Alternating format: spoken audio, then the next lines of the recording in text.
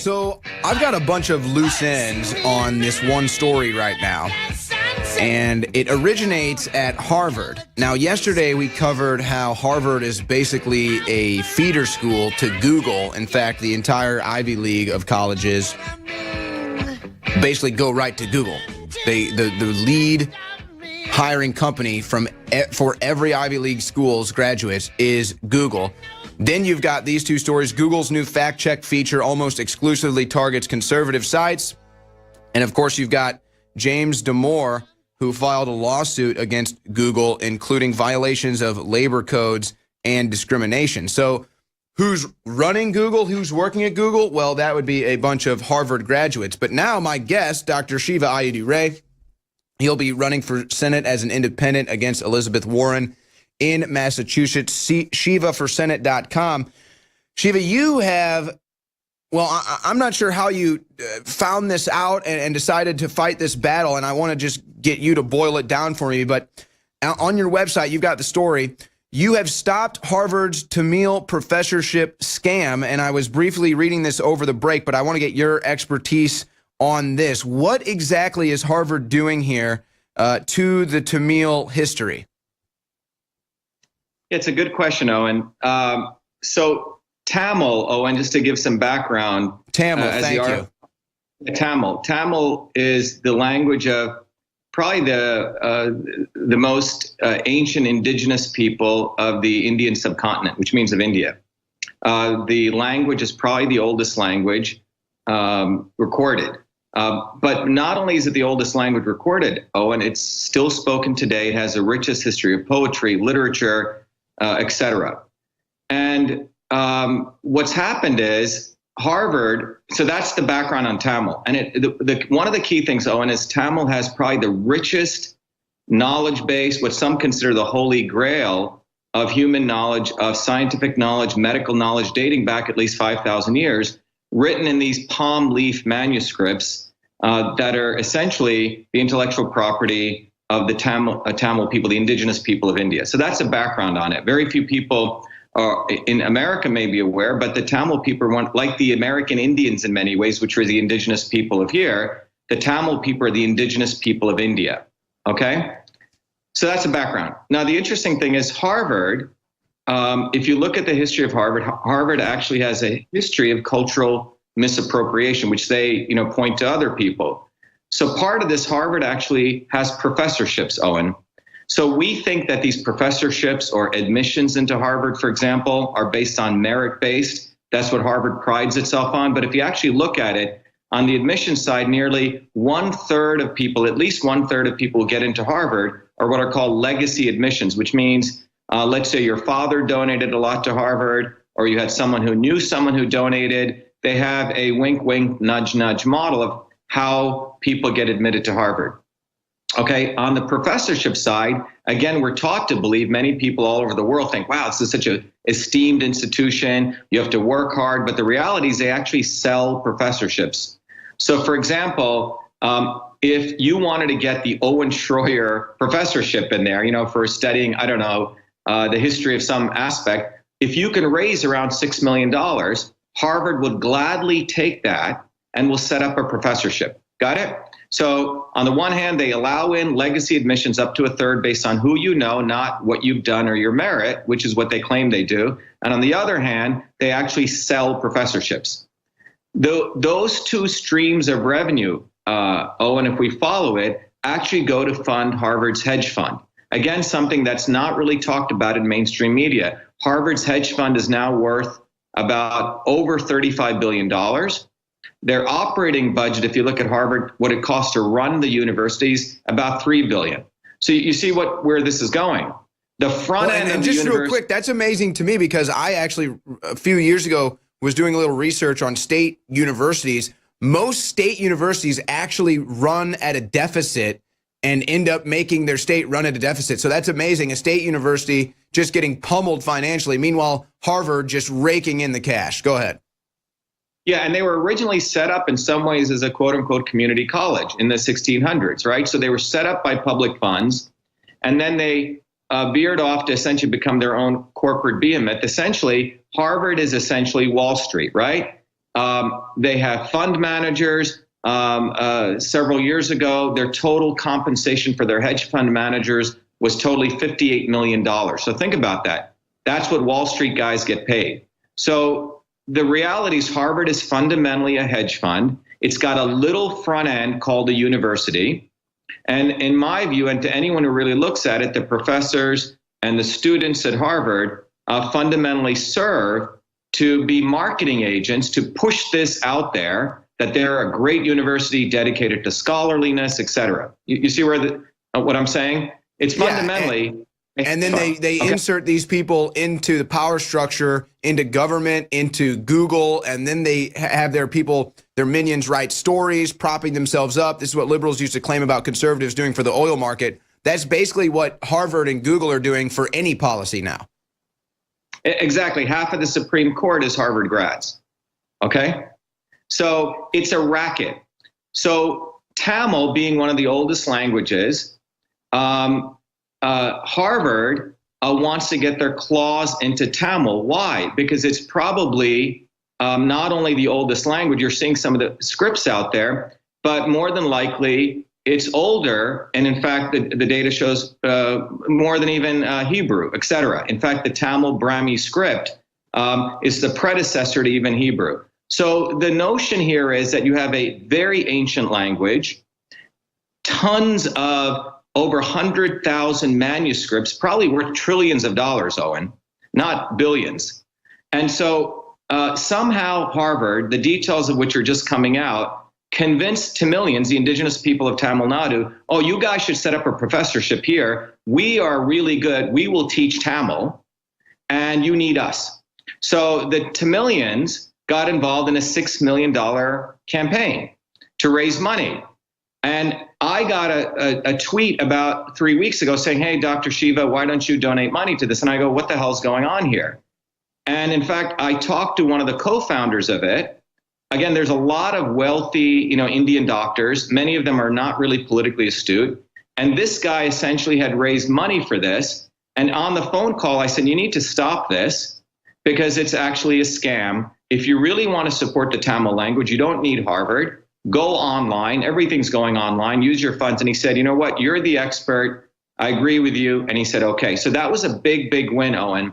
But a lot of people throughout the world fundamentally believe the hype, the Kool-Aid, that this is a university dedicated to scholarly activity. It's dedicated to research and education. Very few people know. Real quick, though, I'm sorry I have to stop you because I want to get this out to the audience before we move on. When you were talking about this, you basically make the analogy that this is Harvard selling you a ladder that they can climb up and rob your house with, or you buy a ladder and then you prop it up for the robber to go rob your house blind. To me, the real reason why Harvard wants to do this, and I'm not asking for your opinion in this, but this is a lot of times what you see the Vatican does, or what you'll see even the Smithsonian do, is they essentially buy up this history, they buy up these archives, and then they hide them. And then they keep it for themselves so that nobody can know these great secrets of life. Nobody can know the great secrets of this ancient history, the knowledge, the poetry. Do you think that there's an aspect of that going in where Harvard wants to steal this from them, this information? Yeah, because one of the things they added in there was the rights to digitize this. And there have been many, many examples where artifacts go to these institutions and they quietly, oh, we lost them. And this is not something new. So that's part of this misappropriation. And when we get back, we should talk about, if we have time, this is a practice, a habitual practice of Harvard to exploit indigenous people. Elizabeth Warren has done the same thing, right? She exploited, she shoplifted the identity of Native American people, and then she's profited from this. So yeah, my gosh, Harvard. Can you believe how Harvard is so racist against the Indian people? It's unbelievable. You know, sometimes I get a little worked up on this show, and Alex Jones gets worked up because we have to cover fake news all day. And I'm just delving deeper into what Shiva Ayyadurai has done here, fighting against the corruption at Harvard. I mean, I get so mad because I know that these people on CNN and MSNBC are really just taking advantage of weak-minded people, and it's sad. it's an offense against humanity. And so, yeah, I get a little defensive when my fellow humans are getting brainwashed and tricked into going to the gallows and smiling about it the whole way. And I'm reading it more into this story. I mean, Dr. Shiva is not going to get his just due because the guy just remains so focused on what he's trying to do. He never looks for attention. But, I mean, this is a heroic effort that you just embarked on here, Shiva. I'm reading more into this, and it kind of hit me in the break. So basically, Harvard sees this treasure trove of ancient Indian art and, you know, poetry and knowledge and everything. And then they're like, we got to get our grubby little hands on this. But then naturally, all they care about is the money. So you would think in a normal world, if they just wanted to preserve this history and then maybe start a class or a professorship, they would say, hey, how about we work out a deal? You guys donate this to us. We'll preserve it. You guys can still have the rights to it and everything. But we'll start a professorship. We'll teach people about this, and it'll be a positive thing. But no, Harvard says, okay, we're going to steal all of your ancient artifacts, all of your ancient knowledge, your ancient history, and then we're going to make you pay $6 million to do it. But because we're Harvard, you must accept it. And you said no, and you stepped in and you saved these people not only from losing their history to the corrupt Harvard, but also $6 million. Yeah. Oh, and so what's interesting is Harvard got all these Indian movie celebrities, a lot of wealthy Tamilians in America to donate. Remember, many of these people donated also with their own selfish interest, thinking that it would create an opportunity to join the club. So when their kids applied to Harvard, they would have access to the insiders network, right? But because they buy that whole Harvard, it's Harvard. They buy into it. Right. So what you're showing here, this graph's an interesting one because this is what Harvard really is. The front end, you know, their professors and their students all wearing their logos, acting like they're God's gift on earth, is essentially the front end marketing. And what's interesting is they take that marketing, they take the money from the professorships they make, the donors, and they shove it back into their hedge fund, which generates revenue. And then that revenue is then further used to market the fact all over the world that they're the best university in the world. So that's the scam that's going on. And as I noted in the article, you know, to emphasize this, this is no different than a robber asking you to pay them $6 million to get a ladder to rob your home. And in this case, a home is a treasure trove of Tamil artifacts, which fundamentally probably have some of the most ancient knowledge. I know on your guys' show, you talk about herbs and formulations. Those palm leaf manuscripts over 5,000 years have the accumulation of how do you cure many ailments, diseases, etc. They have a language and literature within that. And much of this is encoded in ancient Tamil language. So this is basically the racket here is convincing Tamilians and the public that you should give us $6 million, and then you should be so happy that we will keep your literature, we will research it. And what you said before the break is absolutely accurate. It's first of all to own the literature and those artifacts, but then once they have it, to rewrite the narrative of the Tamil history.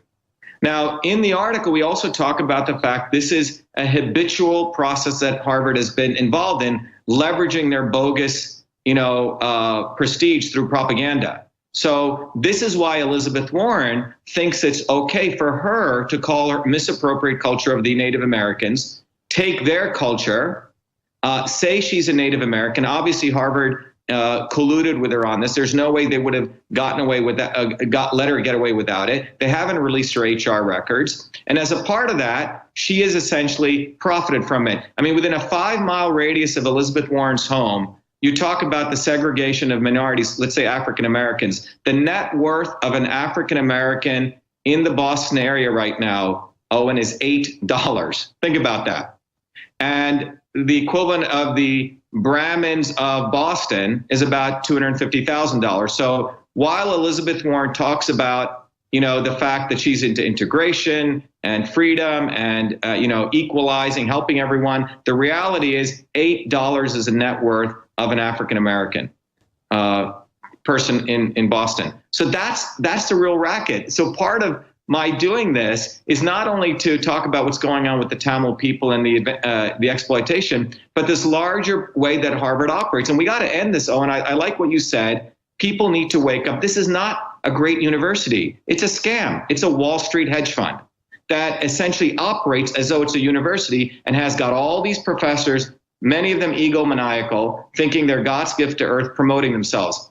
So in the article, we also give a solution, which is, we don't need the old university models. I mean, you have so many new models emerging. People are going online, getting classes, community colleges. Harvard does need to be busted up. It needs to become a local community college. They have devastated the area in Cambridge. They've taken over many, many parts of Cambridge. It's essentially, they have the other part of their hedge fund, which is a real estate component. And what's ironic about this is here's Elizabeth Warren talking about breaking up big banks, talking about fighting for the middle class, yet she's part of Wall Street. She gets funded by Wall Street. Her $350,000 salary came from Wall Street, which is Harvard's hedge fund. So this is, I think, it's probably one of the most important stories, and that we've been able to have an effect right here in Cambridge about it. And we're going to keep agitating on this, Owen, because I think it really brings up the contradiction of Harvard University, who Elizabeth Warren is, and as you were talking about, the entire tentacles of Harvard into Google. Zuckerberg came out of Harvard, right? Quote unquote, a dropout. Bill Gates, who supports Monsanto. Harvard's has had a faculty on their staff who just passed away, who literally cut and pasted Monsanto articles and published it. So that's what Harvard is. It's a scummy institution that has this veneer of prestige, and we need to bust that illusion up, Owen. And just to kind of go off on a different jag, since we're talking about higher education in general, Trump has done something that I think is great, where he's touting apprenticeships. In fact, if I could get someone in the crew back there to look this up, there's a lot of people that go to college because they feel that that's what society tells them to do. But guys, look this up. I bet you the number, I bet it's higher than we would think. I bet it's around 20% of college attendees, freshmen, I bet 20% drop out of the first university they go to. I would say it's probably about 20%. Why is that? Well, because society tells them to go to college, even though really maybe that's not something for them. I mean, personally speaking, I had wished I probably never went to college, and I would probably still be right where I'm at. For other people, it might not be that way. I mean, you were educated at MIT, you invented email. I'm sure that perhaps your college experience might have been more valuable to you. But just as an in general thing, I think that these universities have become rackets. Harvard obviously leading the way, but I believe all these state universities have become rackets. They use the labor of athletes for free to enrich themselves. The highest paid members of most of these major staffs are the coaches of the football and basketball teams. Yeah, here we go. 3.9 million students dropped out of college with debt. Guys, go back to that other story real quick. Yeah, so, I mean, that's just a bigger issue, though, Shiva. Well, no, what's interesting, Arnie, you're bringing up a central point. The educational industrial complex is basically a racket. It's got the veneer of the front end. They spend a lot of money on marketing. It's a business. On the back end, those dollars are taken and they're invested in UMass Boston, for example, right here in Massachusetts. They're in bankruptcy stage because they overspent a lot of their monies. God knows where the money went. The bottom line is, for me, before I came to MIT, I never even wanted to go to the place. I went there essentially to have a experience of Boston, but I didn't need to go to that place. At some point in my own career, I decided to get those degrees because I realized that with those degrees, they couldn't say, oh, you're not educated. You see what I'm saying? So I did that for political reasons. So I did it very, very consciously, but it wasn't like MIT educated me. My public school system had educated me quite well. And I think the reality is it's about skills. In Massachusetts, for every 17 skill job opening, only one person is skilled. We don't produce enough software engineers. We don't produce enough electricians. We don't produce enough plumbers. We don't have and good all the higher education system produces is a bunch of snowflake fops who don't even know the first thing about anything for the most part. Dr. Shiva Ayyadurai, thank you for joining us. Shiva4Senate.com. The real Indian will defeat the fake Indian in Massachusetts. Dr. Shiva Ayyadurai.